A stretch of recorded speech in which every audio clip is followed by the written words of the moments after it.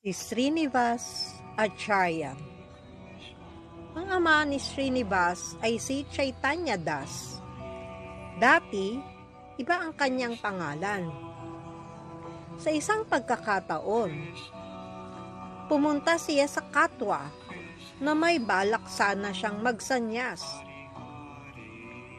Pagdating niya sa Katwa, nakita niya ang isang barbero na malapit nang putulin ang buhok ni Lord Chaitanya Mahaprabhu.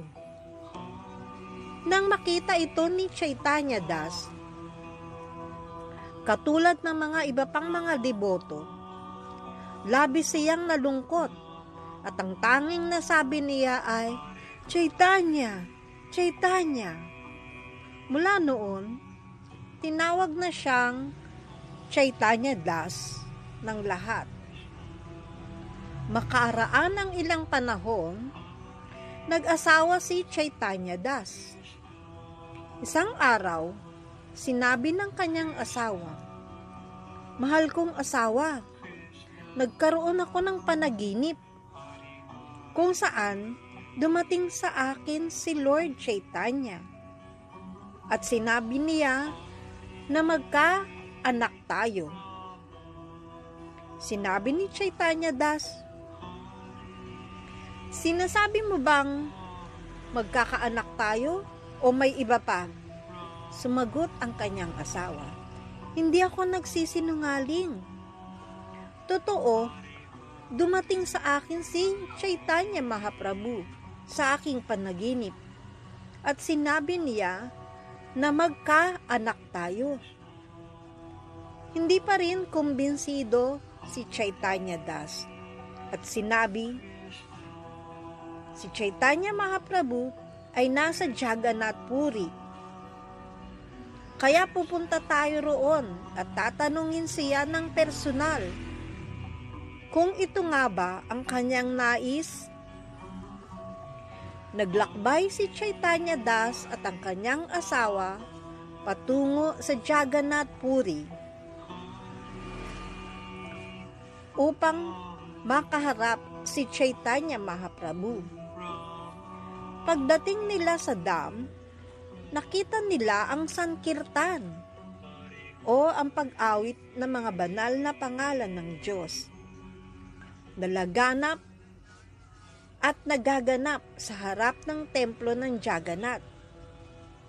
Si Mahaprabhu ay nasa gitna. Napapalibutan siya ng marami niyang deboto at mga sanyas. Ngunit nang makita ni Chaitanya Mahaprabhu ang mag-asawa, agad siyang nagbigay daan upang salubungin sila at inimbitahan silang lumapit. Nagtaka ang lahat. Sino ang mga taong ito? Bakit sila espesyal?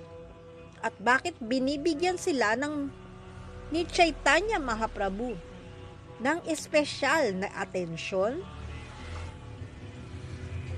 Nang makausap sila ni Sri Chaitanya Mahaprabhu, sinabi niya, "Chaitanya Das, tama ang iyong asawa. Nais kong magkaroon kayo ng anak at nais kong pangalanan niyo siya ng Srinivas." Labis na natuwa si Chaitanya Das at ang kanyang asawa sa utos na ito mula sa Panginoon. Nanatili sila sa Jagannath Puri ng ilang panahon at sumali sa kirtan ni Chaitanya Mahaprabhu. Sila'y lubos na naging masaya. Pagkaraan ng ilang panahon, bumalik sila sa Nabadwip at hindi nagtagal, isang magandang batang lalaki ang isinilang. Sa murang edad, nakilala ni Srinivas si Vishnupriya Devi, ang asawa ni Sri Chaitanya Mahaprabhu. Ngunit sa panahong iyon, si Chaitanya Mahaprabhu ay wala na sa mundong ito Nang si Srinivas ay 4 na taong gulang, pumasok siya sa silid dasalan ng kanilang tahanan at nakita ang kanyang ama na umiiyak. Tinanong niya, "Ama, bakit ka umiiyak?" Sumagot ang kanyang ama, "Umiiyak ako dahil wala akong pagmamahal kay Radha at Krishna. Wala akong pagmamahal kay Chaitanya Mahaprabhu. At ako ay talagang fallen soul." Sumabay na rin sa pag-iyak si Srinivas at sinabi, "O ama, ako rin po. Wala rin po akong pagmamahal." Nang marinig ng kanyang ina ang kanilang pag-iyak, pumasok siya sa silid at tinanong kung bakit sila umiiyak. Nang marinig niya ang dahilan, sabay-sabay na silang tatlo na nag-iyakan. Si Srinivas ay 8 o 9 na taong gulang nang dumating ang isang sanyasi sa kanilang tahanan. Nagsalita ang sanyasi tungkol kay Krishna, Krishna Katha, at sa lahat ng naroroon, silang lahat ay natuwa at nasiyahan. Sinabi ni Chaitanya Das sa sanyasi, "Ikaw ay isang dakilang tagapangaral. Mayroon bang anumang bagay na maitutulong ko sa iyo? O anumang bagay na nais mong matanggap mula sa akin?" Sumagot ang sanyas, "Ang nais ko ay hindi ko masasabi sa iyo, mahal kong Chaitanya Das." Sagot ni Chaitanya Das, "Anong ibig mong sabihin na hindi mo ito masasabi? Ako ay isang girhasta, may asawa, at tungkulin ko na tratuhin ng maayos ang isang sanyas. Kaya huwag kang mag-atubili.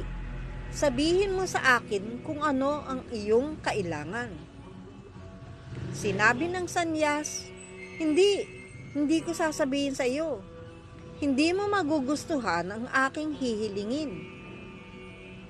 Nang marinig ito ni Chaitanya Das, mas lalo niyang ninais na pasayahin ang sanyas at sinabi, "Kailangan mong sabihin kung ano ang iyong nais. Hindi ka makakaalis sa aming tahanan hanggat hindi mo sinasabi kung ano ang iyong nais. Anumang hilingin mo ay ibibigay ko sa iyo." Sa huli, sinabi ng sanyas kung ano ang kanyang nais. "Ang iyong anak, Srinivas, ang nais ko. Gusto ko siyang isama sa akin."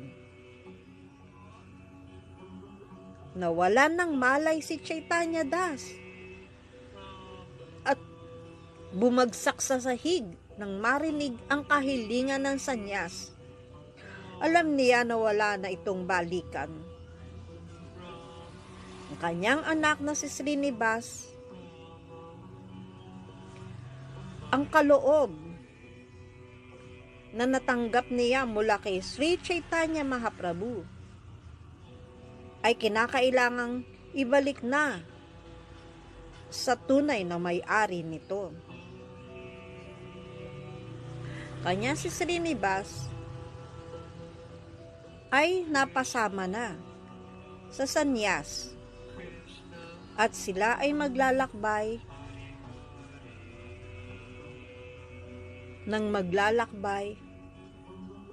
upang tumubo sa kanilang mga puso ang mas malalim na devotional service o paglilingkod sa Diyos. Haribol.